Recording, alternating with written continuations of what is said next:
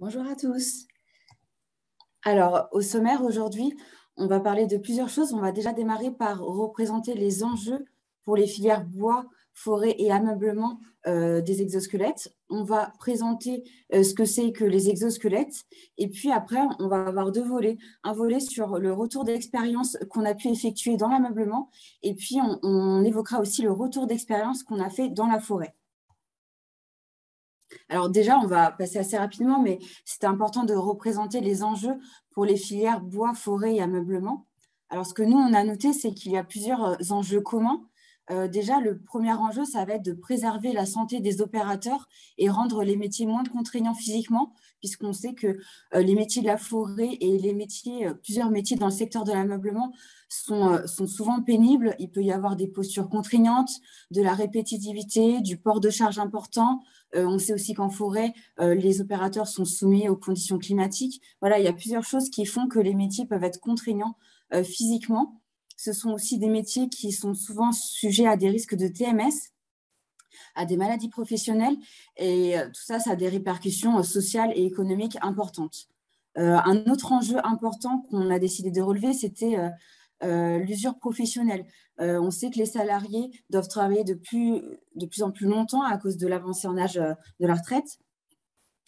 Sauf que parfois, on arrive à une usure professionnelle avant d'arriver en retraite, ce qui a plusieurs effets pour les opérateurs. Ils doivent parfois changer de poste, ils doivent parfois sortir de l'emploi. Ça entraîne aussi des coûts économiques pour l'entreprise. Donc, c'est un enjeu important de pouvoir maintenir les opérateurs dans l'emploi. Et enfin, le dernier enjeu qu'on a décidé de mettre ici, c'était le fait de rendre les métiers plus attractifs. Il y a actuellement beaucoup de postes qui sont parfois sujets à des fortes difficultés de recrutement. Du coup, face à tous ces constats et face à tous ces enjeux, on s'est demandé si le recours à l'utilisation des exosquelettes ne pouvait pas répondre un petit peu à ces enjeux-là. Donc, c'est pour ça qu'on a décidé de réaliser deux études, une étude en forêt et une étude dans l'ameublement. Donc, on va déjà commencer par présenter les exosquelettes, puisqu'on en entend beaucoup parler actuellement, mais ça peut être assez flou, tout le monde ne sait pas vraiment ce que ça veut dire. Donc, on va déjà commencer par définir ce que c'est qu'un exosquelette. Alors, selon l'INRS, un exosquelette, ça va être un système mécanique ou textile qui va être revêtu par le salarié et qui va lui permettre une assistance physique dans l'exécution de sa tâche grâce à une compensation de ses efforts ou grâce à une augmentation de ses capacités motrices. Il faut savoir qu'on distingue plusieurs types d'exosquelettes. Bon, il y a plusieurs manières de les distinguer, mais nous, on les distingue de deux façons. Il y a les exosquelettes actifs. Alors, eux, ça va être les exosquelettes qui vont fonctionner avec de la batterie, avec des moteurs, donc avec de la motorisation. L'objectif de ces exosquelettes, ça va être de compenser les efforts, d'accompagner les mouvements. Ce n'est pas parce qu'il y a des moteurs que ça va forcément augmenter les capacités motrices. Hein. Et puis, il y a aussi les exosquelettes passifs. Eux, c'est des exosquelettes qui vont fonctionner sans batterie. Ils vont plutôt fonctionner avec des ressorts ou des élastiques. Là, l'objectif, ça va aussi être de compenser les efforts. Mais là, la compensation des efforts se fait grâce aux lois de la physique. On va plutôt répartir les efforts différemment sur le corps. Donc, ce qu'il faut vraiment retenir de la définition des exosquelettes, c'est le fait qu'un exosquelette, c'est là pour assister l'opérateur. C'est là pour compenser et soulager les efforts. Maintenant, on va aussi un petit peu parler de l'histoire des exosquelettes. Je vais laisser la parole à Béatrice, qui travaille chez HBR Innovation. Elle distribue plusieurs exosquelettes et on a travaillé beaucoup avec elle. Donc, je vais la laisser présenter un petit peu l'histoire de ces exosquelettes-là. Donc, bonjour à tout le monde. Donc, les exosquelettes, voilà, le premier prototype qui a servi à la présentation et au démarrage de ces technologies-là date de la fin des années 60, c'est le Hardiman. Et donc, l'ingénieur de General Electric, il voulait transporter des bombes pour les mettre dans le porte-avions. Donc, il faut savoir qu'à l'époque, il n'avait pas tout à fait les bons matériaux, donc il n'a pas beaucoup porté et pas beaucoup bougé. Mais en tout cas, c'est à partir de ce dispositif que toutes les gammes sont arrivées sur le marché. On va retrouver donc après le grand boom au début des années 2000 avec les exosquelettes pour les parties militaires. Donc là, on est dans le côté transhumanisme de l'exosquelette, c'est-à-dire qu'il va augmenter les capacités de l'homme pour qu'il court plus longtemps avec du plus lourd, voilà, pour soulager les militaires dans leurs actions. Et ensuite, à partir de 2010, le monde médical a développé ces dispositifs pour là, on va refaire marcher les personnes handicapées. Et en même temps, est apparu les exosquelettes, voilà, pour le commun des mortels, comme j'ai l'habitude de dire, donc vraiment pour soulager, comme l'a dit Clarine, les opérateurs dans leurs tâches répétitives et contraignantes. Donc voilà pour le petit historique, mais après, voilà, chaque exosquelette va toucher la partie du corps qui convient pour soulager.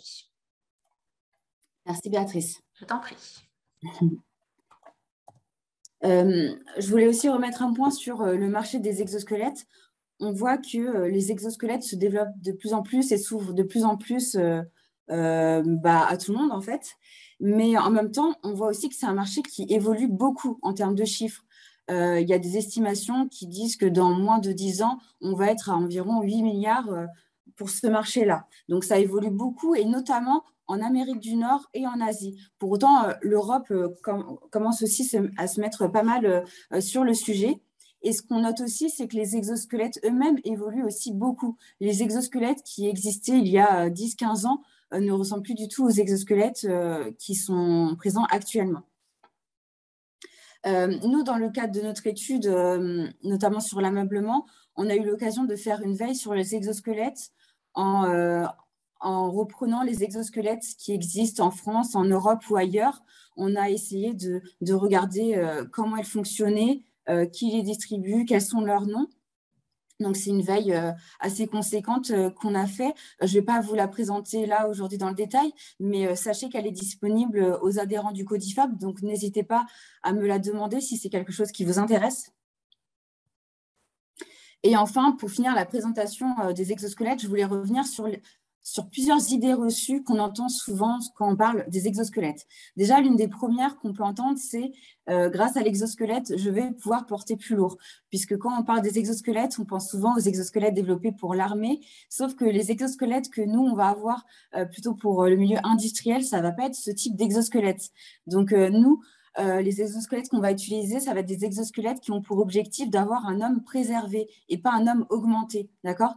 Donc, les efforts seront toujours supportés par l'opérateur. C'est juste la répartition des efforts qui va être modifiée.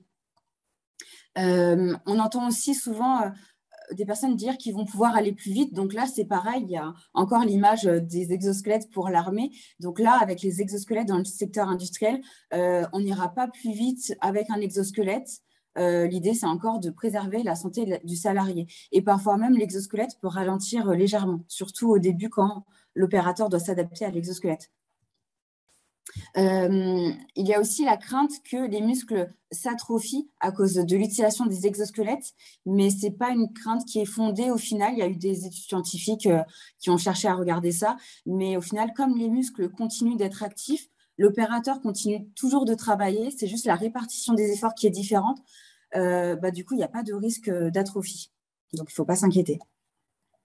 Ensuite, on entend aussi le fait que l'exosquelette va être lourd à porter. Alors là, c'est parce qu'on a souvent l'image des anciens exosquelettes qui pouvaient peser leur poids, hein. Mais actuellement, on est plutôt, enfin en tout cas, les exosquelettes qu'on a décidé de tester, c'est des exosquelettes qui sont autour de 2 kg, qui sont parfois plus légers que 2 kg et qui, on ne ressent pas du tout le poids en tout cas. On a aussi des craintes par rapport au temps d'équipement. On pense que ça va mettre 10 minutes de s'équiper parce qu'il y a beaucoup de choses, mais au final, le temps d'équipement est souvent assez rapide au final. Il y a souvent plusieurs sangles à mettre et c'est un peu comme un sac à dos de randonnée. Voilà, une fois que c'est mis, c'est assez rapide. Il faut quand même prendre un peu l'habitude, mais c'est assez rapide. Par contre, c'est vrai, ce qui peut être un peu plus long, c'est le temps de trouver les bons réglages au début. Le temps de ne pas hésiter à revenir sur les réglages. Ça peut prendre un peu plus de temps. On note aussi, là, ce n'est pas vraiment une idée reçue, mais c'est plutôt un retour que j'entends souvent, c'est le fait, c'est les entreprises qui ont déjà testé des exosquelettes et pour lesquelles ça n'a pas marché. Là, souvent, en fait, c'est des entreprises qui ont testé des exosquelettes il y a longtemps ou des exosquelettes qui n'étaient pas adaptés. Il faut savoir que le marché évolue beaucoup, comme je le disais, les exosquelettes aussi. Donc, ce n'est pas parce que ça n'a pas marché il y a 3 ans que actuellement, ça ne marchera pas. Donc, il ne faut pas hésiter à tester et à s'intéresser au sujet. Et enfin, je vais finir par l'idée reçue qui est que l'exosquelette, c'est sûr, ça va être la solution qui miracle, puisque c'est un peu à la mode le sujet des exosquelettes et on pense qu'il faut forcément en acquérir pour améliorer les conditions de travail. Sauf que les exosquelettes, ça ne va pas être toujours une solution miracle. Ce n'est pas une solution miracle. C'est d'ailleurs une solution qu'on envisage plutôt en dernier, quand il n'y a pas d'autre chose à faire sur le poste. L'important, c'est quand même de pouvoir améliorer de manière collective le poste quand on peut. Mais c'est vrai que c'est une solution individuelle quand les autres solutions sont compliquées à mettre en place. Mais ça ne va pas être une solution toujours miracle, en tout cas. Et ce qu'on note aussi, c'est que sur un même poste, l'exosquelette peut être vraiment pertinent et super pour un opérateur, mais pas pour l'autre, alors qu'ils font partie du même poste. Parce que chacun a ses propres préférences, ses propres gestes métiers, ses propres spécificités. Donc voilà, il faut garder en tête que l'exosquelette, ce n'est pas forcément une solution miracle et forcément valable et utile et pertinente pour tout le monde. Maintenant, je vais passer au retour d'expérience dans l'ameublement. Alors déjà, je vais revenir un petit peu sur la méthodologie de l'étude. Du coup, l'étude s'appelle ExoStart et l'idée, c'était de voir si l'utilisation des exosquelettes est pertinente ou pas pour les métiers de la fabrication de l'ameublement. Donc, c'est une étude qui a démarré en 2021. En 2021, ce qu'on a fait, c'est qu'on a commencé par faire une bibliographie sur le sujet pour comprendre qu'est-ce que c'est qu'un exosquelette, comment on peut l'utiliser, quels sont les différents types d'exosquelettes. Donc, c'est ce qui a donné le livrable dont je vous parlais tout à l'heure, la veille sur les exosquelettes, que vous pouvez demander. Ensuite, en parallèle, on a aussi créé un comité de pilotage avec 5 industriels, Gautier, Alzapan, Optimum, WM88 et Temaom. Donc, avec ces industriels-là, on a réfléchi sur l'identification des postes qui pouvaient être pertinents sur l'utilisation d'un exosquelette. Donc, je vous présenterai les résultats après. Ensuite, suite à cette identification-là, on a décidé de sélectionner les exosquelettes qui pouvaient correspondre au poste qu'on avait identifié. Donc, nous, au FCBA, on a acheté 4 modèles d'exosquelettes, ce qui représente 7 exosquelettes, parce que parfois, il y a plusieurs tailles par exosquelette. Ensuite, on a commencé des premières mises à disposition des exosquelettes pour les industriels du COPIL. On a laissé environ une quinzaine de jours par industriel les exosquelettes. Là, l'idée, c'était de faire des tests assez rapides, des tests de courte durée pour déjà commencer à voir si les exosquelettes qu'on pensait sur tel type de poste étaient plutôt pas mal ou est-ce qu'on devait directement les éliminer. Donc, c'était des tests assez rapides. Les exosquelettes tournaient beaucoup. En général, les opérateurs les gardaient une journée ou deux ou peut-être un peu plus en fonction des entreprises, mais c'était des tests en tout cas assez rapides.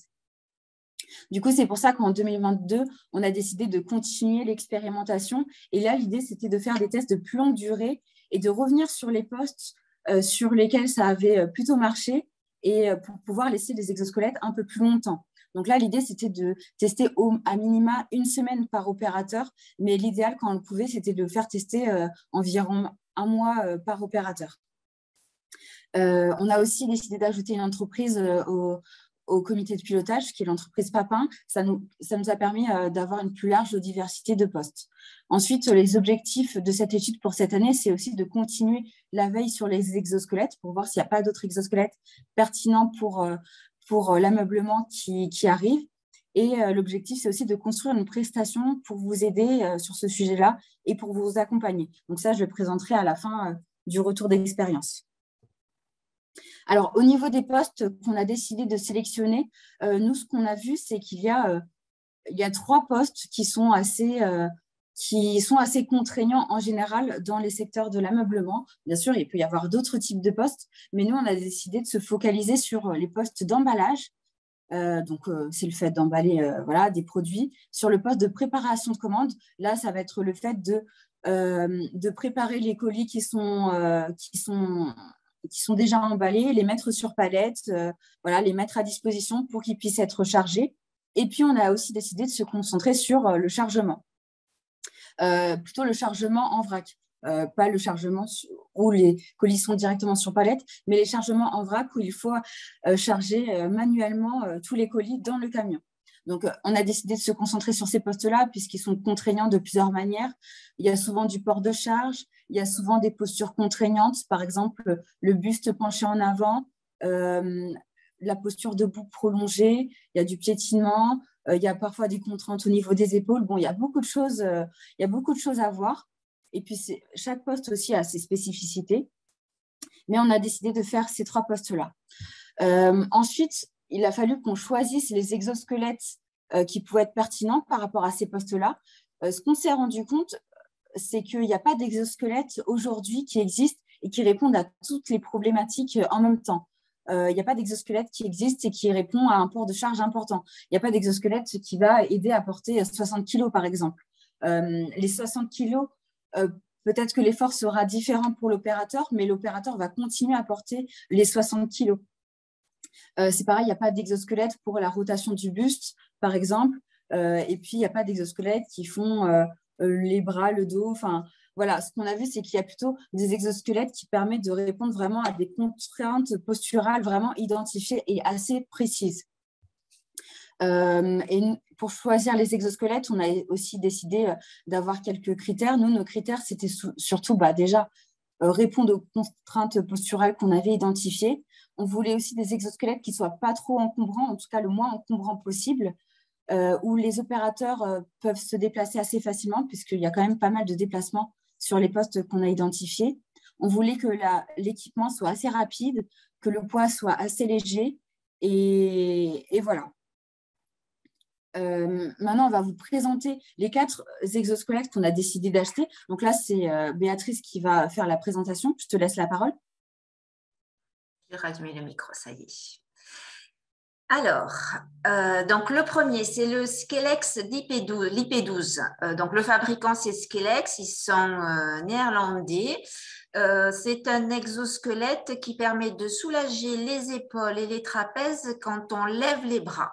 Donc à partir d'un angle, voilà, de là, je ne sais pas si vous voyez, voilà, ici, donc il représente à peu près 30 degrés, le bras va commencer à être porté et plus on lève le bras, plus il soulage. Donc, c'est vraiment du travail bras en hauteur qui est important. C'est l'angle ici du buste au bras, voilà, qui est important. Si on ne lève pas trop les bras, voilà, il n'y a pas d'intérêt. Je sais qu'il peut y avoir des essais qui n'ont pas été fluctuants parce qu'en fait, il faut vraiment bien analyser le poste et que l'exosquelette soit, voilà, le bras soit bien porté pour qu'il y ait un intérêt. Le deuxième, donc c'est un exosquelette actif, donc motorisé, comme l'avait précisé tout à l'heure Clarine. Donc c'est la société française Japet qui est basée à Lille. Donc ça, c'est un exosquelette qui va soulager les lombaires. Donc c'est le seul qui est catalogué dispositif médical et qui va donc agir en étirant la colonne vertébrale pour enlever la pression entre les disques. Voilà, donc il va permettre, quand on porte des charges, de prendre 40% de la pression entre les disques. Voilà, c'est vraiment les vérins sur les 4 côtés qui vont pouvoir soulager la colonne vertébrale. Donc là, pareil, il y a des tailles. Le APO, donc on va rentrer dans un dispositif qui est passif. Donc, il va soulager le dos quand on se penche en avant. Vous avez 2 tiges, donc c'est pareil, c'est un Français Ergo Santé qui le fabrique. Vous avez 2 tiges devant. Quand vous appuyez, il va vous permettre de vous redresser quand vous vous remettez debout. Et on va voir le pendant après, qui est aussi le Lift Suite, donc le harnais qui lui est sous forme de harnais tout en tissu avec des élastiques. Autant le APO, vous appuyez devant, donc il y a un appui pectoral et sur les cuisses.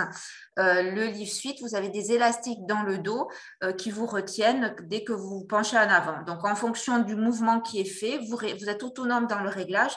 Soit vous réglez fort et vous tenez juste un peu penché, donc ce qui enlève la tension au niveau des lombaires, puisque le principe du Lift Suite, c'est comme si on vous rajoutait une couche de muscle supplémentaire dans le dos. Voilà. Et eux, ils sont fabriqués par des Suisses.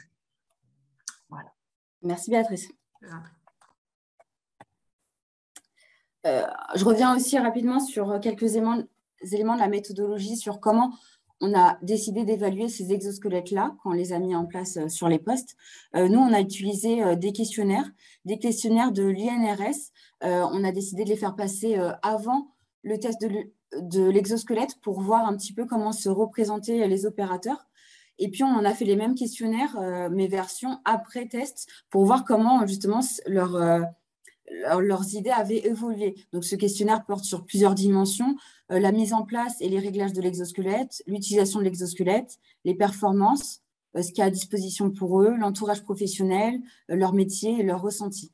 Donc, je vais vous présenter quelques résultats de ce questionnaire-là, mais je ne vais pas vous présenter la totalité de ces résultats-là. Après le webinaire, il y aura un rapport qui sera créé et qui présentera vraiment le détail de tout. Ensuite, on a aussi fait des entretiens avec les opérateurs pour évaluer subjectivement les exosquelettes, et on a aussi fait des entretiens avec les référents exosquelettes sur site. Pour pouvoir avoir des résultats plus objectifs sur ces exosquelettes-là, on a aussi décidé d'utiliser un cardiofréquencemètre avec une sangle abdominale et puis un électromyogramme pour mesurer l'activité musculaire, donc l'effort musculaire. Au total, on a pu faire les tests sur environ 29 opérateurs, donc dans 6 entreprises, et la durée des tests était assez fluctuante. Au final, ça allait de une demi-journée à 21 jours environ, du coup entre 2021 et 2022. On a pu voir plusieurs postes, au final plus de postes que ce qu'on avait prévu initialement. Bien sûr, on a fait plus de tests sur les postes de chargement, emballage et préparation de commandes, mais au final, on a aussi eu l'occasion de tester sur d'autres types de postes sur lesquels on pensait que ça pouvait être pertinent. Maintenant, je vais revenir sur les résultats du questionnaire. Déjà, sur la mise en place et les réglages. Ce qu'on voit, c'est que les exosquelettes sont plus faciles à mettre en place que ce que les opérateurs s'imaginaient, puisqu'il y a juste quelques sangles à mettre. Il y a moins de réglages aussi à faire dans la journée que ce qu'ils pensaient au départ. Par contre, ce n'est pas forcément valable sur le lift suite où il faut quand même pouvoir activer l'exosquelette et parfois modifier les réglages en fonction des tâches à effectuer. Par rapport à l'utilisation de l'exosquelette, on voit que les exosquelettes sont aussi plus faciles à utiliser que ce que les opérateurs imaginaient. Mais par contre, c'est vrai que les exosquelettes jappés et squelettes sont légèrement moins faciles à utiliser que les autres. Mais ça reste convenable, hein. On n'est pas sur quelque chose de difficile à utiliser selon les opérateurs. Par rapport à la facilité des mouvements, les avis sont assez mitigés.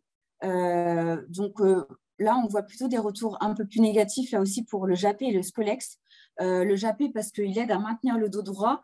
Et donc, c'est vrai que c'est un peu plus compliqué quand il faut faire des flexions du buste en avant, surtout à répétition. C'est un peu plus contraignant. Les opérateurs n'ont pas forcément l'habitude d'avoir le dos droit. Et le scolex, c'est un peu plus compliqué au niveau de la facilité des mouvements quand l'opérateur ne fait pas des tâches qui nécessitent d'avoir les bras levés. On a aussi le hapo qui pouvait être un peu contraignant, mais là, c'était surtout quand il y a des espaces assez restreints. Donc, les mouvements ne sont pas forcément faciles pour se déplacer quand on est dans des espaces très restreints, et pour les caristes aussi. Par contre, pour le déplacement, au final, les déplacements sont assez faciles de manière générale avec les exosquelettes. Ensuite, on a noté que les avis sont assez mitigés sur le fait de pouvoir travailler comme ils le souhaitent. Donc là, c'est vrai qu'il y a une certaine partie des opérateurs qui n'ont pas pu travailler forcément comme souhaité, mais ça concernait surtout les opérateurs qui ont testé les exosquelettes assez rapidement sur les tests de 1 ou 2 journées. Les opérateurs n'avaient pas l'habitude, donc c'est vrai qu'ils n'ont pas forcément pu travailler comme habituellement. Parfois, ça demande des changements d'habitude. Donc là, c'est pareil par rapport à la facilité à s'habituer à l'exosquelette. Il y a plusieurs opérateurs qui ne se sont pas habitués aux exosquelettes, mais c'est parce qu'ils l'ont testé que très rapidement. Ou alors, c'est les exosquelettes qui ont été testés assez ponctuellement quand ils étaient utilisés que pour des tâches spécifiques. Et enfin, pour l'effort de concentration, ce qu'on note, c'est que il y a un peu plus d'effort de concentration que ce qu'ils imaginaient auparavant. Là, c'est surtout les exosquelettes qu'il faut régler au quotidien. Par exemple, le lift et la peau, il faut penser à l'activer, désactiver quand on veut, quand les tâches sont appropriées. Donc, ça demande un peu plus de concentration. Par rapport aux performances des exosquelettes, on voit que pour la vitesse de travail, c'est un petit peu moins rapide que ce qu'ils imaginaient, surtout pour le Scolex et le Japet, mais c'est aussi parce que ça demande un certain temps d'appropriation. Pour la productivité, on note que la productivité est assez identique au travail sans exosquelette, d'après les opérateurs.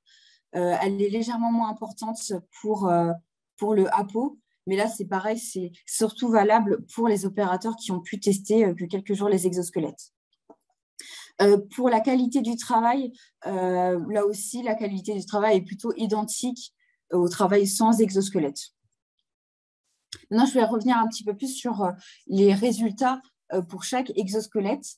Pour le Scolex, ce qu'on note, c'est qu'il y a un intérêt, surtout pour les bras en hauteur, mais là, de manière prolongée ou fréquente. Il faut que ce soit des postes où on a souvent les bras en hauteur. Et du coup, quand c'est des postes comme ça, ce qu'on a comme retour, c'est que ça réduit la fatigue, ça réduit aussi certaines douleurs aux épaules.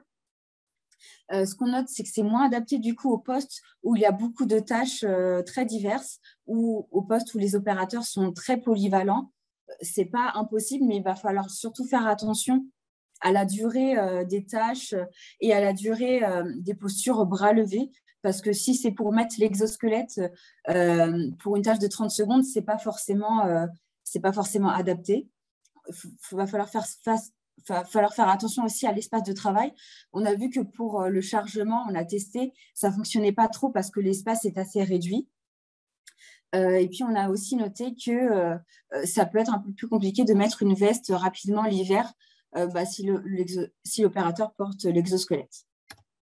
Ensuite, pour le Japet, ce qu'on a noté, c'est que c'est un exosquelette qui est intéressant pour les postes avec une posture debout prolongée ou des postes où l'opérateur se penche légèrement de temps en temps. Mais par contre, si l'opérateur doit se pencher beaucoup et régulièrement, c'est vrai que l'exosquelette peut être assez contraignant.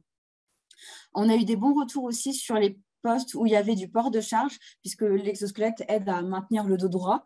C'est un peu comme une ceinture lombaire, mais vraiment en mieux en plus. Par contre, pour cet exosquelette-là, il faudra aussi faire attention aux espaces réduits, puisque l'exosquelette peut contraindre le mouvement. Et il va falloir faire attention aux postes où il y a de la conduite d'engin, parce que là, ce n'est pas pratique, c'est même impossible de conduire un engin. Quand on a cet exosquelette-là, on est obligé de l'enlever. Pour le APO, on a noté qu'il y avait un intérêt, notamment pour les postes où l'opérateur doit se baisser régulièrement. Ça aide à réduire les efforts ressentis surtout. Il est quand même compatible avec les postes où les opérateurs conduisent les engins, mais après, il y a des opérateurs qui n'aiment pas trop. Ça va vraiment dépendre des personnes. Un des postes sur lesquels ça a plutôt marché, c'est la préparation de commandes, puisqu'il faut beaucoup se baisser pour aller prendre les colis. Par contre, il y a peu d'intérêt pour les postes où l'opérateur est continuellement debout ou les postes où l'opérateur se penche légèrement, en tout cas d'après notre retour d'expérience. Et il faut faire aussi attention à l'encombrement des tiges, puisqu'il y a des postes parfois où les opérateurs portent les colis devant eux, et là, du coup, les tiges peuvent gêner, ou alors il y a un peu une crainte que les tiges s'abîment au fur et à mesure.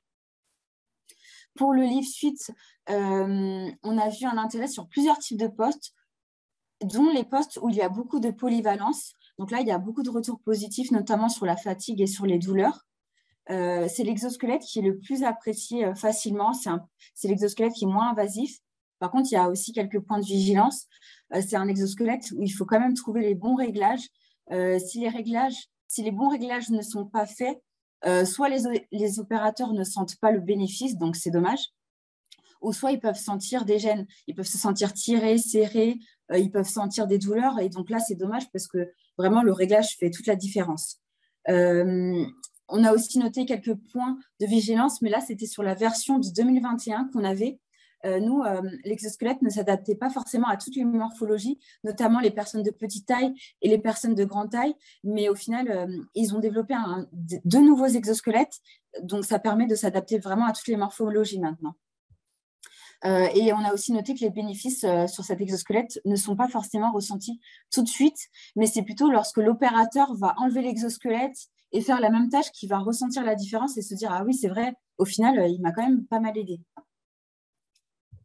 Et je vais finir par présenter les résultats généraux sur ce retour d'expérience dans l'ameublement.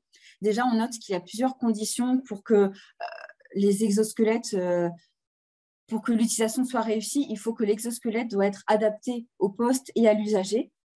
Donc, quand c'est comme ça, on va avoir des effets bénéfiques sur la santé, réduction de la fatigue, des douleurs, des efforts. On note quand même qu'il faut un temps d'appropriation qui est nécessaire. On a noté aussi quelques freins qui sont importants à relever. Il faut que le poste soit adapté. Donc là, il va falloir faire attention à la durée, à la fréquence des tâches, à la polyvalence des tâches, à l'utilisation d'un chariot ou non, aux espaces, est-ce que les espaces sont restreints ou non. Au niveau de l'opérateur, ce qui va surtout jouer, c'est la motivation de l'opérateur. Nous, on a toujours pris des opérateurs volontaires, hein, bien sûr. L'état de santé de l'opérateur et l'adéquation de la morphologie de l'opérateur avec l'exosquelette. Par rapport à l'exosquelette, il va falloir faire attention à ce que les réglages soient bien ajustés à l'opérateur et à la tâche. Il va falloir faire attention à ce que on donne assez de marge de manœuvre à l'opérateur. Il ne faut pas les forcer à aller trop vite dès le départ. Et il faut aussi avoir une utilisation progressive. Ne pas forcément utiliser dès la première journée, 8 heures, l'exosquelette, ce qui a parfois pu faire défaut lors de nos expériences, puisqu'on avait les exosquelettes dans des périodes assez courtes. On a aussi noté quelques éléments sur l'accompagnement. Ça, c'est aussi un point important. L'accompagnement est très important et il faut vraiment que le référent exosquelette sur site soit présent, notamment au début, pour s'assurer que tout se passe bien, que les réglages soient bien mis, pour discuter avec l'opérateur. Ça, c'est vraiment important et c'est un temps quand même considérable à ne pas négliger. Au niveau de la passation des exosquelettes, là aussi, c'est une étape qui a pu être assez compliquée. En tout cas, c'est une étape qu'il faut vraiment garder en tête parce que parfois, entre la passation des exosquelettes, les réglages ne vont pas forcément être bien effectués. Parfois, les opérateurs ne vont pas oser aller chercher l'exosquelette, même s'ils savent que c'est à eux de les utiliser. Le changement d'habitude peut prendre du temps aussi.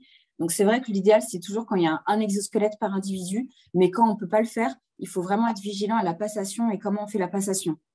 Il va falloir aussi être vigilant au rangement de l'exosquelette. Il faut que l'endroit soit accessible facilement. Il ne faut pas que ce soit une contrainte pour l'opérateur.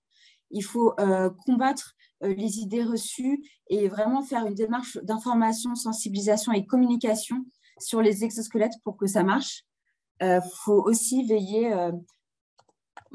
à l'entourage professionnel et ne pas hésiter à intégrer dans la boucle vraiment tous les opérateurs de l'équipe pour que tout le monde soit concerné et pas seulement un opérateur dans l'équipe. Ça permet d'avoir un soutien et ça permet aussi d'éviter d'avoir des remarques négatives par des collègues. Donc voilà pour notre retour d'expérience. J'ai essayé d'être assez rapide, désolée, mais on a beaucoup de choses à présenter aujourd'hui. On va passer maintenant au témoignage de Laurent Berthelot. Je te laisse prendre la parole et puis déjà te présenter en quelques mots l'entreprise et puis pourquoi vous avez décidé d'investir dans des exosquelettes. Et bonjour à tous, donc Laurent Berthelot de l'entreprise Optimum. Du coup, chez Optimum, nous sommes fabricants de portes de placard. Donc, des portes de placard, on en fabrique grosso modo 1 200 000 pièces à l'année. Donc, sur un seul site qui est situé au passage d'Argent. Et donc, nous sommes engagés en 2-8 avec l'effectif global de l'entreprise, c'est 200 personnes.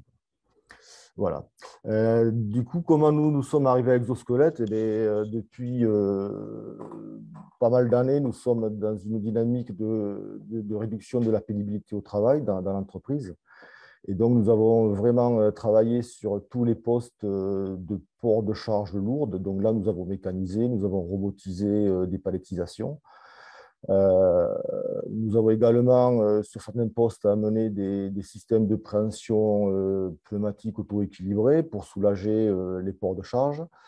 Et au bout d'un moment, on a fait tout ce qu'on pouvait faire. Et pour continuer dans la démarche de la réduction de pénibilité, donc on a passé effectivement aux exosquelettes pour le reste des équipes qui sont plutôt sur des postes de préparation, de picking, de choses comme ça. Voilà un petit peu comment nous sommes arrivés sur la démarche de l'exosquelette. Alors, par contre, pour arriver à introduire de l'exosquelette dans l'entreprise, on ne s'est pas lancé solo, hein, forcément, parce que c'est quand même un métier je pense, aujourd'hui, peu de monde connaissent encore comme il faut, quoi. Et du coup, on s'est adjoint les services d'une entreprise donc de Béatrice Dalzovo qui est là, donc de HBR Innovation, qui est spécialisée dans l'exosquelette, qui ne représente pas une marque, mais qui a toutes les marques disponibles dans son catalogue.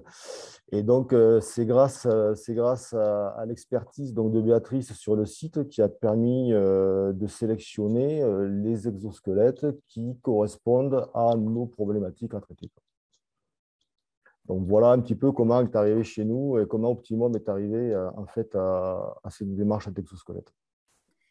Merci Laurent. Est-ce que tu peux aussi évoquer avec nous les retours sur les 2 modèles que vous avez achetés, le Lift Suite et le Japet? Qu'est-ce que ça a Voilà. donné? Donc, du coup, nous, on a acheté donc, oui, c'est ça, on a acquis deux exos, l'IP13 et le Lift Suite. Donc, ce sont 2 exosquelettes qui sont complètement différents, qui sont adaptés à des problématiques vraiment différentes. Comme Clarine l'a présenté, le Lift Suite, c'est un exosquelette passif, donc qui permet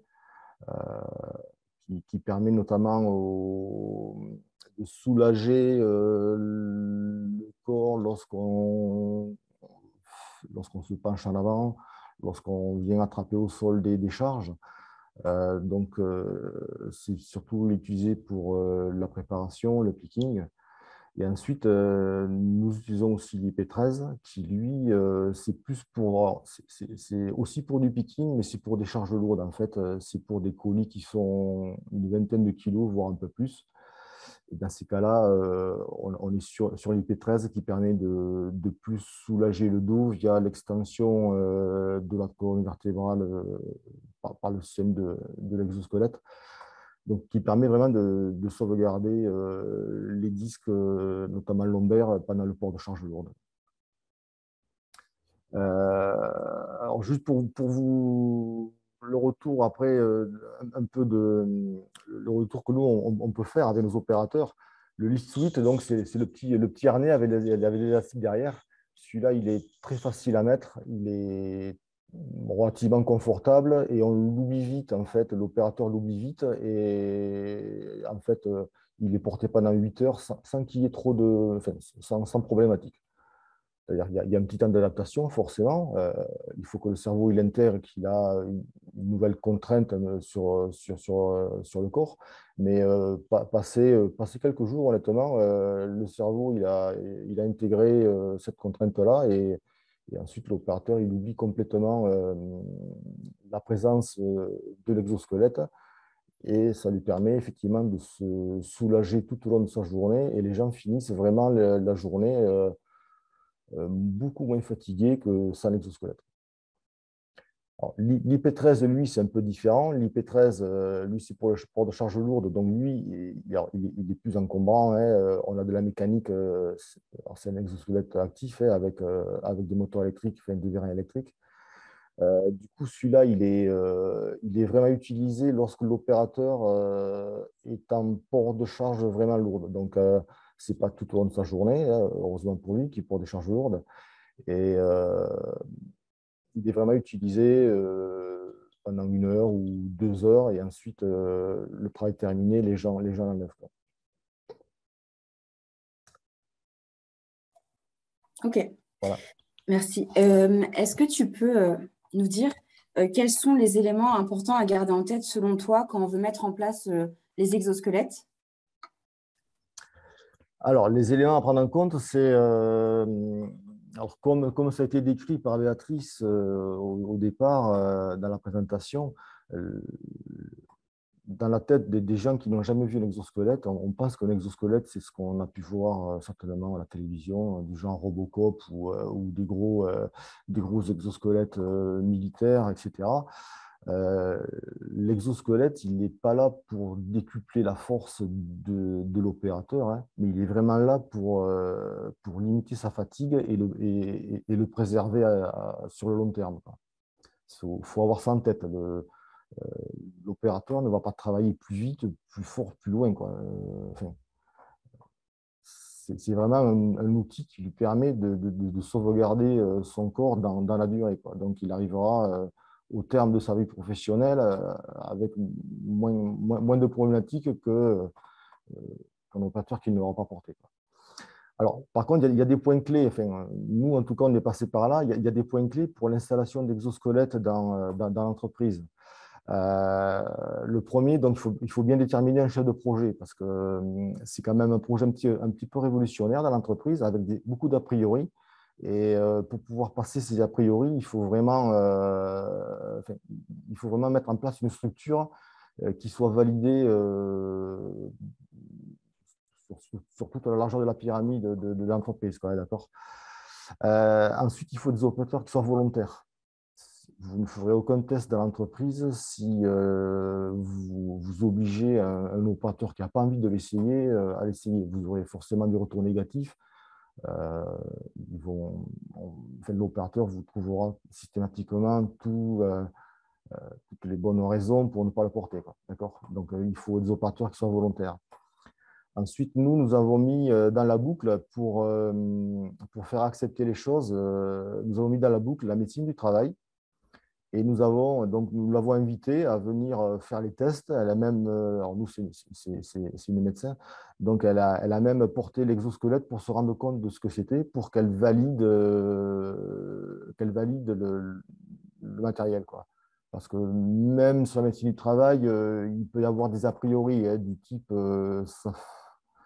ça peut réduire la masse musculaire, voilà. Donc, je pense que c'est important d'intégrer dès le départ la médecine du travail, ainsi que les CSSCT qui sont là aussi pour valider les choses, d'accord. Ensuite, une fois qu'on fait les tests, il faut qu'il y ait des relais sur le terrain, des relais, c'est-à-dire des gens qui viennent aiguillonner un petit peu pendant les tests ou tout au long de la journée le port de l'exosquelette, parce qu'au départ, l'exosquelette, ce n'est pas forcément quelque chose de naturel. Ça peut être perçu comme une gêne au départ. Alors, effectivement, au départ, il y a une forme de gêne. Donc, il faut vraiment qu'il y ait des relais sur le terrain qui appuient le besoin du port de l'exo pour que les gens s'y habituent et y trouvent un intérêt par la suite. L'autre point important, on l'a vu nous pendant les tests. Alors, les tests, nous, on les a fait pendant l'été, les périodes un peu chaudes. Un exosquelette, pour moi en tout cas, ça reste un équipement individuel. Un exosquelette que vous transmettez d'opérateur à opérateur, c'est comme si vous demandiez à chaque opérateur de s'échanger leur t-shirt. C'est la même chose. Les exosquelettes viennent par-dessus les vêtements de travail. En période chaude, on transpire un peu et effectivement, transmettre un exosquelette ruisselant de sueur, ça peut être un peu compliqué. Donc, ça reste un équipement individuel. Alors, je parle sur le Lift Suite qui est un exosquelette relativement abordable en termes de prix. Les exosquelettes actifs, donc ceux qui sont motorisés, là, c'est un peu plus compliqué de faire une installation individuelle, pour certaines entreprises en tout cas. Sachant qu'ils sont utilisés qu'1 heure ou 2 heures par jour, ça peut être du collectif, quoi. Je crois que j'ai fait le tour sur les points clés pour l'intégration d'Exo dans une entreprise. Ça marche, merci. Je veux juste revenir sur la transpiration. Je ne l'ai pas précisé tout à l'heure, mais les exosquelettes qu'on a achetés, on peut souvent les laver ou laver des parties. Ou si ce n'est pas le cas, on a utilisé des bombes pour les désinfecter. C'est ça. Alors, le Lift Suite, donc le petit harnais bretelle avec les élastiques derrière, celui-là, il passe à machine, effectivement. Donc, celui-là, il n'y a aucun souci pour le laver.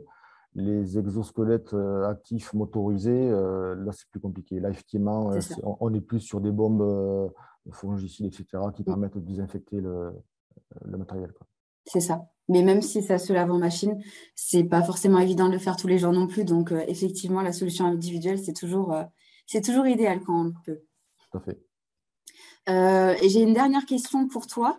Déjà, qu'est-ce que tu penses au final de l'utilisation des exosquelettes? Voilà, quel est ton avis là-dessus, ton retour général?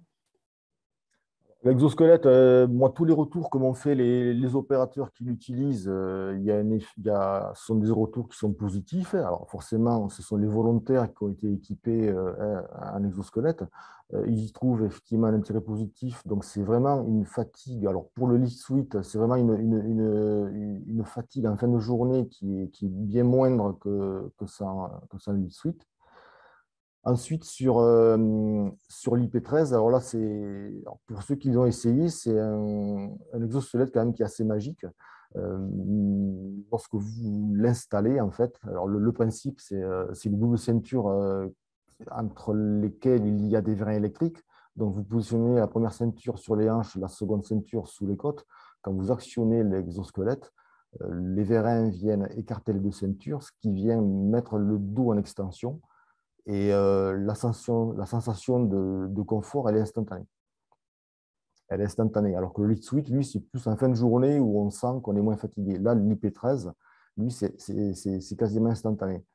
Euh, donc, voilà pour la différence, en tout cas, des deux ressentis sur les deux.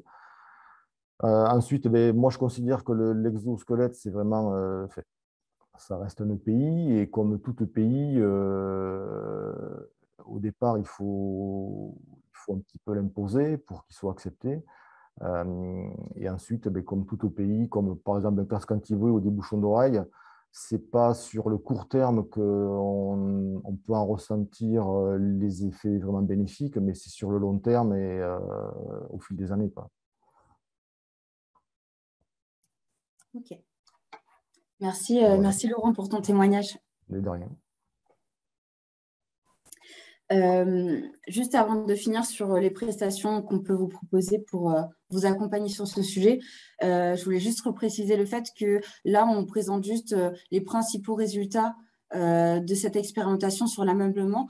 Mais si ça vous intéresse, n'hésitez pas après à me demander le rapport qui n'est pas encore fini, mais qui sera bientôt fini et qui présente les résultats détaillés de cette expérimentation, notamment les résultats détaillés des questionnaires, de l'électromyogramme, du cardiofréquencemètre. Donc, si ça vous intéresse, voilà, n'hésitez pas à revenir vers moi. Du coup, là, je vais vous présenter les prestations qui sont possibles par rapport à ce sujet-là. Déjà, il y a une première prestation possible, ça va être une prestation où on va pouvoir vous informer, vous former ou vous sensibiliser par rapport à une problématique en particulier. Donc, ça peut concerner les exosquelettes, mais pas que, ça peut concerner aussi l'ergonomie de manière générale. Une deuxième prestation, c'est ce qu'on commence à faire aussi au FCBA, c'est un forfait Connect Expert. Là, c'est l'idée qu'on puisse vous connecter avec l'expert qui concerne votre problématique. Donc, on peut faire ça sur l'ergonomie. Donc là, c'est un forfait où pendant un temps défini, ça peut être 2 heures, 3 heures, une demi-journée ou plus, on va discuter et échanger ensemble d'une problématique en particulier ou pas, ou des questions, où on va vraiment pouvoir avoir le temps de discuter ensemble de ce qui vous intéresse. Une troisième prestation, ça peut être l'étude de la compatibilité de vos postes, de vos opérateurs avec une solution exosquelette. Et puis la dernière prestation, ça va être un diagnostic ergonomique. D'après les retours qu'on a eus, l'exosquelette, c'est un outil qui va être intéressant dans certaines conditions, mais c'est vrai que ça reste toujours une solution assez complexe à mettre en place et l'une des dernières solutions qu'on veut envisager. L'idéal, c'est toujours de pouvoir quand même avoir un éventail large des solutions qui peut exister sur le poste que vous voulez améliorer. Donc, pour cela, la meilleure façon, c'est quand même déjà de commencer par un diagnostic ergonomique pour éviter de passer à côté d'autres solutions qui pourraient avoir d'autres changements et des changements à la source du problème. Donc voilà, je les évoque très rapidement, mais si l'une de ces prestations vous intéresse, n'hésitez pas à revenir vers moi. Maintenant, je vais laisser la parole à Marin qui va nous présenter le retour d'expérience dans la forêt. Je te laisse la parole. Et le PowerPoint. Merci Clarine. Bonjour à tous. Moi, je vais vous présenter un retour d'expérience qui est issu en fait d'un projet de recherche et développement qui a commencé en 2017, qui est le projet Extrafort. Donc voilà, ça arrive. Donc, comme je disais, c'est un projet qui a commencé en 2017 et qui a bénéficié du soutien du ministère de l'Agriculture pour l'innovation dans l'amont forestier. Et c'est un projet qui a embarqué plusieurs partenaires, dont un fabricant d'exosquelettes, donc Exos, les coopératives forestières à travers de GCF, les entrepreneurs forestiers à travers leur représentation nationale, donc la FNEDT, et la RDI de l'Office national des forêts. L'approche que je vous présenterai tout à l'heure, elle est un petit peu différente à celle que Karine vous a expliquée. C'est-à-dire que nous, on est reparti d'une démarche vraiment d'adaptation d'exosquelettes existants. On n'a pas pu tester des exosquelettes déjà en place, au sens où, à l'époque, le marché était aussi moins construit et les spécificités des besoins forestiers nécessitaient un redéveloppement spécifique. Le contexte global, c'est celui-là, hein, c'est qu'il y a 8 000 ouvriers forestiers, donc plutôt sylvicoles, et 12 000 ouvriers, qu'on peut dire d'exploitation, qui utilisent plutôt des tronçonneuses, que chaque année, il y a une centaine de maladies professionnelles qui sont liées au TMS, qui sont déclarées, et qu'elles se localisent surtout sur les membres supérieurs, et particulièrement dans le dos. Le constat, c'est qu'il y a besoin de solutions à la fois préventives et curatives pour éviter que ces personnes-là se retrouvent concernées et aussi, comme ça a été expliqué précédemment, permettre à ces personnes qui sont souvent passionnées par leur métier de pouvoir rester en activité si elles le souhaitent. Le constat aussi est où la stratégie qui est aujourd'hui employée par les entreprises du secteur forestier, c'est plutôt la mécanisation. Et on voit qu'elle se développe sans cesse depuis ces dernières années. Mais tout le monde est conscient que la mécanisation ne pourra pas intervenir partout et qu'il y aura toujours en fait un besoin de main-d'œuvre manuelle en forêt. Et que du coup, il faut chercher à préserver au maximum nos opérateurs, parce que je pense que c'est un peu comme dans toutes les filières, on fait face aussi à un manque de main-d'œuvre. Donc, les objectifs du projet, c'est ce que je disais, l'idée, c'est d'adapter des exosquelettes qui étaient existants. On ne repartait pas de la feuille blanche parce qu'en 3 ans, ce n'était pas possible. Et puis, il existait déjà des choses sur le marché, mais c'était vraiment d'adapter des produits qui étaient existants. Donc, c'était de tester des solutions aussi que le constructeur pouvait nous proposer pour adapter ces exosquelettes et de préparer l'industrialisation et la commercialisation de ces nouveaux exosquelettes. Donc, on est parti avec le constructeur Exos, qui, comme je disais, disposait déjà d'une gamme commerciale d'exosquelettes. Et en fait, à la suite d'une rencontre avec Exos et des opérateurs forestiers, on s'est rendu compte que ces exosquelettes avaient du potentiel pour nos conditions forestières, à savoir que la mécanique restait relativement simple et qu'ils étaient plutôt robustes. Et par contre, le constat, c'était aussi qu'il fallait travailler un petit peu pour adapter ces exosquelettes aux spécificités des machines qu'on utilisait. Donc, c'est de là qu'est parti ce projet Extrafort. Un petit peu comme l'a présenté Clarine, au final, la démarche est similaire. En fait, quand on parle de travaux forestiers, ça englobe divers travaux et divers outils. Donc, on a refait une phase d'observation dans à la fois des travaux d'exploitation, mais aussi des travaux sylvicoles, pour nous, de notre côté, mieux décrire les activités, mieux décrire les outils, et puis aussi s'orienter sur, au final, 2 exosquelettes, parce qu'on savait que chercher à faire un exosquelette à tout faire, c'était sûrement trop compliqué et peut-être pas pertinent d'ailleurs pour la filière. Donc, au final, on s'est orienté vers 2 outils. Donc, le premier, c'est la débroussailleuse à poignée ronde, qui est aussi appelée croissant mécanique. Et le deuxième outil, qui est la tronçonneuse, donc qui est utilisée aussi bien au final en exploitation qu'en travaux sylvicoles. Vous verrez très vite par la suite que là, on parle de débroussailleuse à poignée ronde, mais qu'au final, on a aussi derrière retravaillé avec les débroussailleuses classiques, parce que bien qu'on ait mené des développements orientés sur cette débroussailleuse à poignée ronde, au final, c'est quand même utilisable avec une débroussailleuse classique. Simplement pour vous illustrer du coup le prototype qui est issu du projet, c'est celui que vous voyez sous les yeux. Donc, si je ne vous avais pas dit que c'était un prototype, vous ne l'auriez peut-être pas deviné.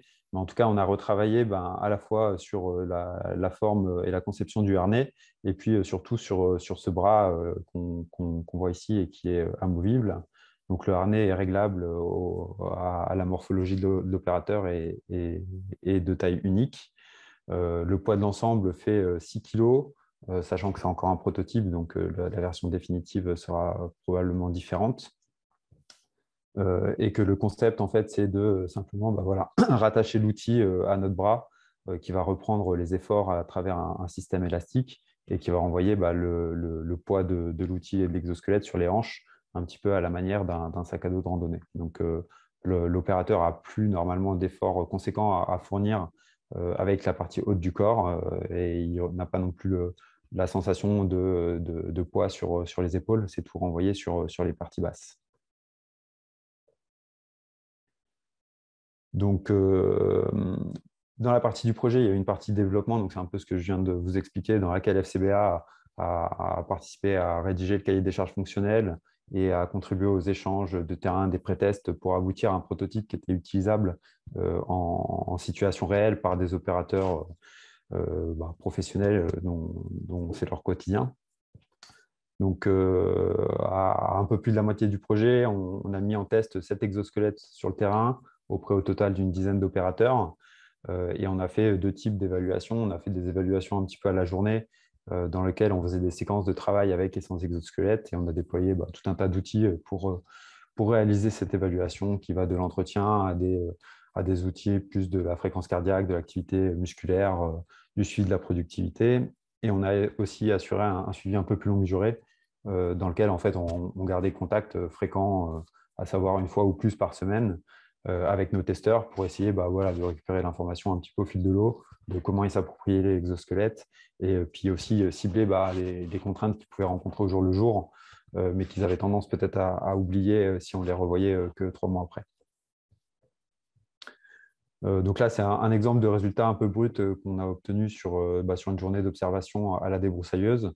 Voilà, simplement, on récupère l'information via le suivi GPS du déplacement de l'opérateur, qui nous permet aussi de calculer sa vitesse de travail.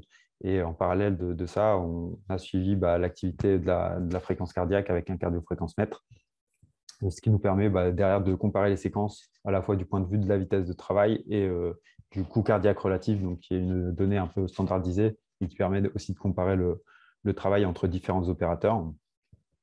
Donc là, c'est un exemple un peu brut dans lequel on ne voit pas grand-chose. Ce qui est intéressant, c'est de regarder un petit peu la synthèse sur tous les chantiers qu'on a pu mener. Donc au total, on a 10 chantiers qui sont exploitables, parce qu'on en a fait plus, mais il y a toujours parfois des petits soucis d'acquisition, aussi bien du côté du cardio que du GPS qui rend la donnée non exploitable derrière. Donc au final, 10 séquences ou 10 journées plutôt exploitables, avec des outils différents, donc le croissant mécanique, donc la débroussailleuse à poignée ronde, et la débroussailleuse plus classique, donc avec le guidon. Ce qu'on peut voir donc, sur le coût cardiaque relatif, ce qui est le graphique de gauche, c'est que les résultats sont différents entre croissant mécanique et débroussailleuse, à savoir que pour le croissant mécanique, quasiment tous les opérateurs ont un gain d'en moyenne 5% de coût cardiaque relatif sur la séquence, alors que sur la débroussailleuse, ce gain il est aussi en moyenne d'environ 5%, mais par contre, la variabilité de ce gain, il est énorme. Et ce qui est intéressant, c'est que c'est aussi un résultat qu'on recoupe directement avec le ressenti opérateur. C'est-à-dire que pour le croissant mécanique, quasiment tous les opérateurs voient bien l'intérêt et sont, on va dire, convaincus de son utilisation. Autant avec la débroussailleuse, c'est assez, je ne vais pas dire aléatoire, mais en tout cas, il y a une variabilité dans le retour. Certains opérateurs y trouvent vraiment un intérêt et sont convaincus, et d'autres sont clairement moins convaincus, voire se sentent gênés par l'exosquelette. Donc, c'est intéressant de recouper ces deux données. Ce qui est intéressant aussi, c'est qu'on retrouve un résultat similaire sur la fréquence cardiaque maximale qui est atteinte lors des séquences de travail avec et sans exosquelette.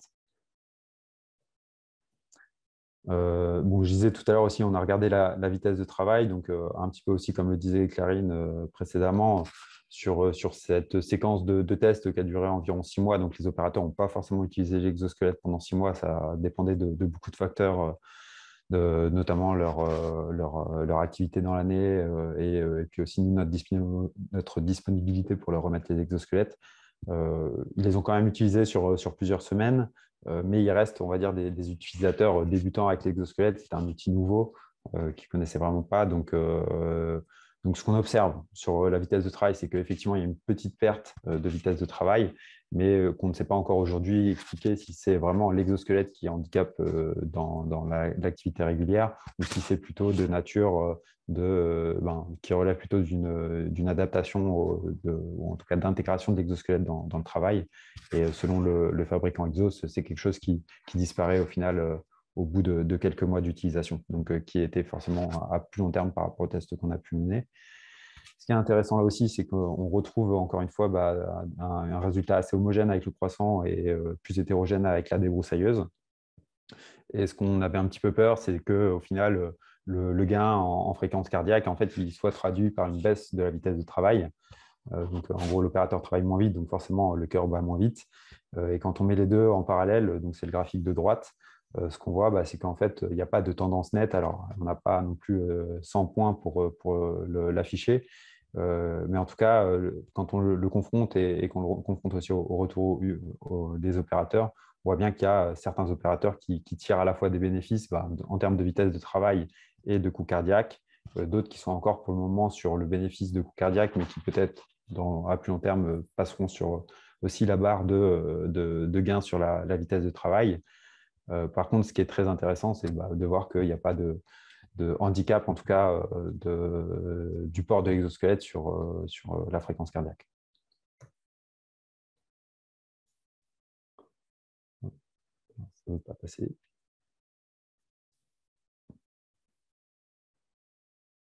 Est-ce que ça arrive? J'ai l'impression d'avoir perdu le contrôle Clarine. Ah non. Si, c'est bon. Ça, c'est juste une image pour illustrer aussi un travail qui a été fait par les étudiants de l'université de Belfort-Montbéliard qui ont suivi un opérateur avec un exosquelette qui travaillait pour la coopérative de Forêt-Bois de l'Est et avec qui on a commencé à déployer l'électromyogramme pour analyser directement l'effort musculaire. Donc, on avait le suivi de la fréquence cardiaque qui est un indicateur, on va dire, global de l'effort. Et après, il y avait des questions derrière un peu plus précises et spécifiques sur quels muscles étaient concernés et s'il y avait aussi des différences au sein des muscles qui étaient peut-être plus sollicités, d'autres moins.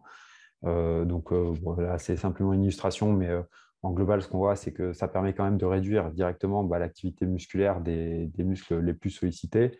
Et ça nous a surtout permis de répondre à une question qui était régulière et récurrente, qui était, oui, du coup, on renvoie tout le poids sur les jambes. Et certains des opérateurs nous faisaient aussi des ressentis parfois de dire, ouais, j'ai peut-être un peu plus mal aux jambes que d'habitude, du fait du surpoids au final de l'exosquelette. Et au final, le suivi avec l'électromyogramme a permis de voir qu'en fait, il n'y avait pas de sursollicitation musculaire conséquente au niveau de la partie inférieure du corps. Et donc ça, c'était un résultat plutôt intéressant.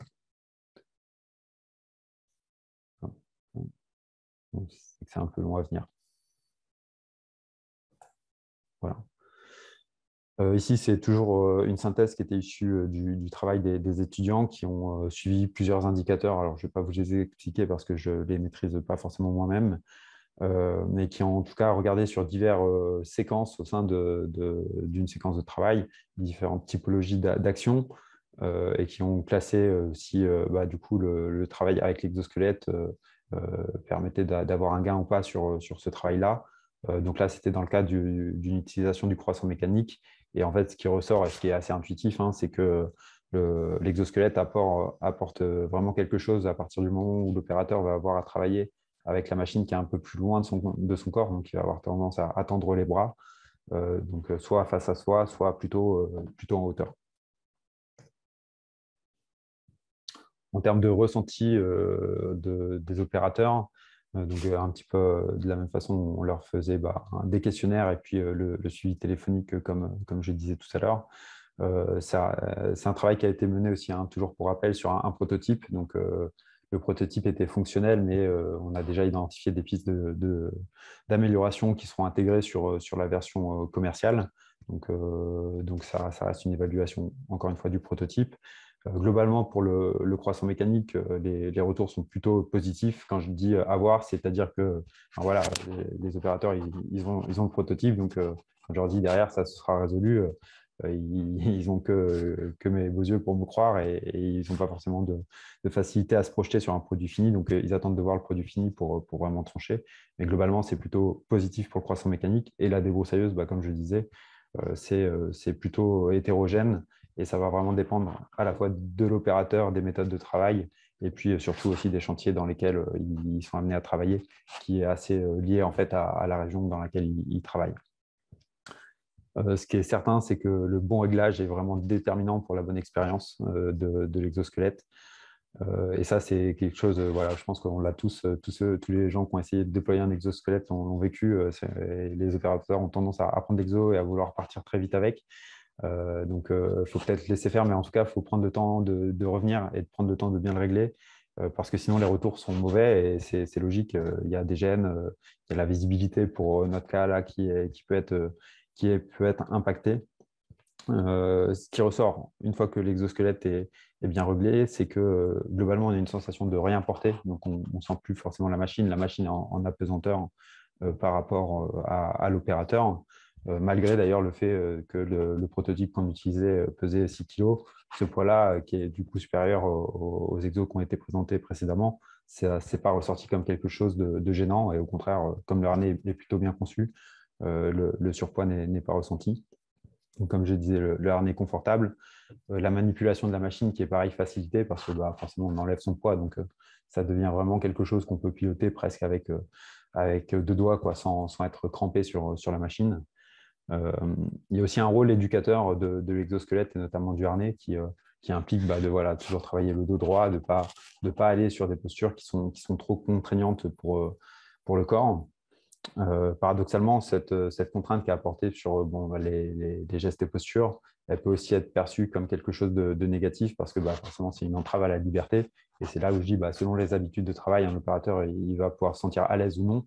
Parce qu'au final, un opérateur qui va sans cesse dans les extrêmes de ses positions, qui n'est pas forcément quelque chose qui est viable sur le long terme, lui, il va se sentir gêné, mais ce serait pour lui des changements de pratique à acquérir. Donc, c'est forcément quelque chose à travailler sur le plus long terme. On avait des retours sur la présence du bras. Donc, quand je parle du bras, c'est le bras de l'exosquelette qui est accroché à la machine, qui est présent dans le champ de vision de l'opérateur. Le bon réglage de l'exosquelette permet en fait de ne pas placer le bras de l'exosquelette dans la zone de travail. Donc, il n'y a pas de gêne directe par rapport au travail qui est réalisé. Par contre, c'est effectivement un élément nouveau dans le champ de vision de l'opérateur qu'il faut qu'il intègre. Et pour certains, ça représente quelque chose qui est présent visuellement là. Alors, ce n'est pas forcément une gêne, mais en tout cas, c'est une habitude peut-être à acquérir, mais ce n'est pas gênant pour le travail en lui-même.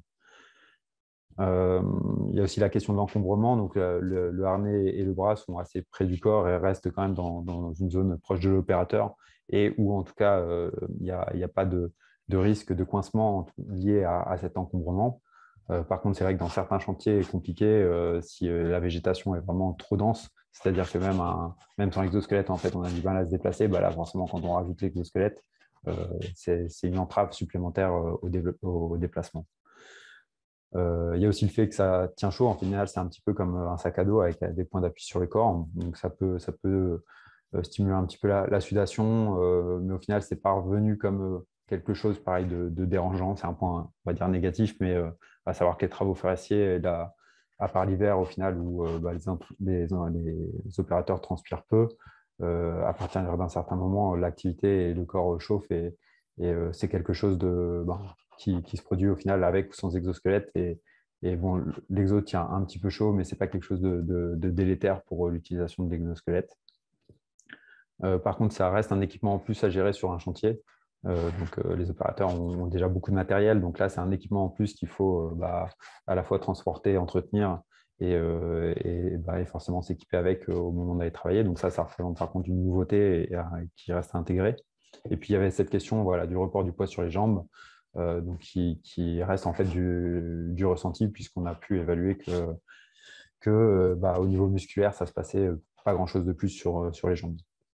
En conclusion, pour le ressenti des utilisateurs, le chantier idéal et à la limite le chantier qui devrait être systématiquement comme ça, c'est vraiment des cloisonnements sylvicoles qui sont broyés, c'est-à-dire sur lesquels on peut circuler facilement et qui permettent d'accéder aux zones qui sont à travailler. Et puis pour le croissant mécanique, qui est un outil qui peut être utilisé de différentes façons, et notamment au sol, Là, l'exosquelette n'aura pas forcément un intérêt pour l'utilisation au sol, mais par contre, pour un travail à hauteur, on va dire entre le genou et puis la hauteur des épaules, voire plus, c'est vraiment sur ce type de travaux-là que l'exosquelette va avoir un intérêt significatif. Au début, je parlais aussi qu'on a travaillé sur la tronçonneuse. Donc, c'est vrai, on a réalisé des développements pour la tronçonneuse. Et l'exploitation forestière, en fait, c'est un métier qui est beaucoup plus compliqué que l'activité sylvicole. Alors, compliqué, c'est-à-dire qu'en travaux sylvicoles, une fois qu'on est parti, on réalise la même tâche sur un temps donné, mais c'est toujours plus ou moins les mêmes gestes en continu. Alors qu'en exploitation, il y a vraiment des phases de travail qui sont spécifiques et qui sont vraiment différentes les unes des autres. Et le système tel qu'il est conçu aujourd'hui actuellement ben voilà, entrave l'opérateur et ne répond pas à toutes ces phases-là. Donc notamment pour l'abattage, même sans le bras, en fait, c'est compliqué du fait du harnais qui garde un peu trop l'opérateur et qui, pour le coup, est un peu trop volumineux, en tout cas par rapport à la position d'abattage. Donc ça, c'est assez dérangeant. Pour les branchages et le billonnage, ça pourrait fonctionner et c'est plutôt intéressant parce que ça permet vraiment, encore une fois, d'alléger l'opérateur par rapport au point de la tronçonneuse, même s'il y a des méthodes de travail qui peuvent aussi contribuer à réduire cette contrainte-là. C'est intéressant, mais par contre, voilà, ça implique toujours que l'opérateur garde le dos droit parce que dès que l'opérateur incline le dos, là, on perd tous les bénéfices de l'exosquelette. Et puis, on imagine d'autres usages pour la tronçonneuse tels que l'élagage entre 0 et 2 mètres, le dépressage ou du travail sur plaque agrumes. Là où on bloque aujourd'hui et sur lequel il faut encore qu'on travaille, c'est que jusqu'à présent, sur les travaux sylvicoles, on raisonnait avec un outil qui était directement attaché à l'exosquelette parce que les outils sont prévus de cette façon par les constructeurs. Par contre, une tronçonneuse, ce n'est pas prévu par les constructeurs pour être accroché à un quelconque harnais. Et là, aujourd'hui, la stratégie qu'on a envisagée, c'était celle-là. Donc, techniquement, c'est intéressant. Techniquement, ça peut marcher. Mais par contre, il faut qu'on travaille sur l'aspect sécurité et utilisation et réglementaire autour de tout ça pour permettre un travail en toute sécurité et légalité des opérateurs.